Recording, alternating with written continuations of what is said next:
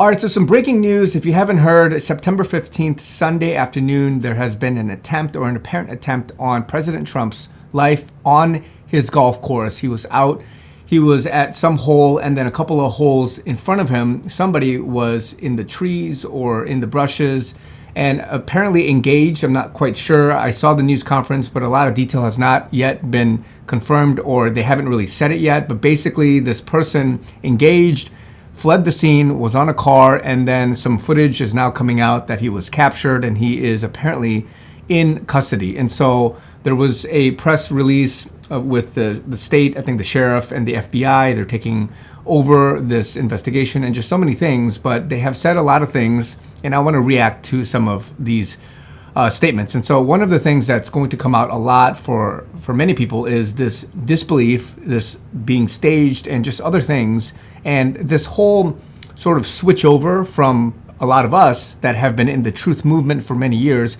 have claimed, foul play and just other things, conspiracy, so to speak. Now the other side is saying a lot of this stuff. People that have not believed in just whatever might be happening behind the scenes, they're actually questioning this thing. Now, I'm not here to say that it is or not, but it's quite funny, quite ironic that a lot of people, because this is a catalyst, a trigger for people to dig, to do their own research, most recent being the cats and dogs thing, people want to know what's really going on. So if anything, it's kind of doing the opposite for the other side, for which they now will be forced to do some critical thinking in trying to discern what's really going on, as opposed to regurgitating what the media, what the FBI agents, what the state police, and these guys are saying. So if you know anything about any big event that has happened, something that comes to mind is the Las Vegas shootings. They are saying these things, but eyewitness claims, footage, and other things are saying the opposite, or more detail, or something a little bit off from what was officially stated. And again, I said this in a different video, but you got to be careful about logical fallacies. And in this case, appeal to authority, which is that if just because somebody is of authority doesn't mean what they are saying is actually true, because they could be part of some cover-up at worst. They could be part of sort of trying to balance out how the optics are with the public. They don't want to say too much to scare the public. They don't want to have, because of sealed indictments all the way down to an ongoing investigation. They don't want to say these things too quickly, because then it's going to basically tamper with this whole thing, the secrecy of it, and whatever it is that they have as an objective. And so again, I'm saying this as a reaction, but be very careful as this is being digested, as it's being sort of played out in the media and how they want to spin it.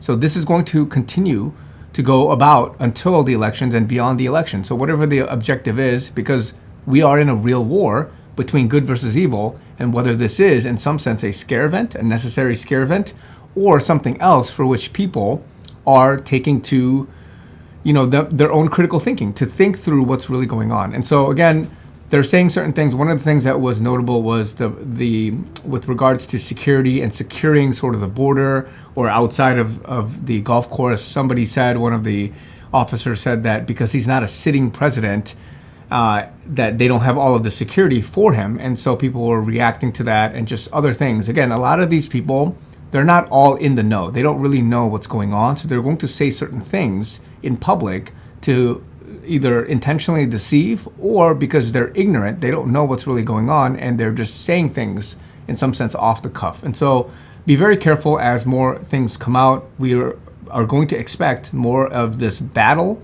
between if you want to say the left, or those that are anti-Trump versus the anti-establishment. And these guys are going to continue to try to ruffle feathers as it goes through into the election period. And so, again, we need to pray from a spiritual perspective. God is using this time to wake people up, but also he has his hand on certain people, and we have to continue to pray for them, because, again, God could, he tears kings down, he raises kings, he tears them down, he gives, he takes, right? And so all of this is in his hands, but we also need to be praying. We have to be in a posture of submitting and surrendering to the Lord everything that's happening. So again, we want the best for the world, for this country, and for the future of our next generation. And that requires action. It requires praying, but also for many of us, as I even encourage many of you guys that are in the States to vote and to go out and to do your own due diligence and research and see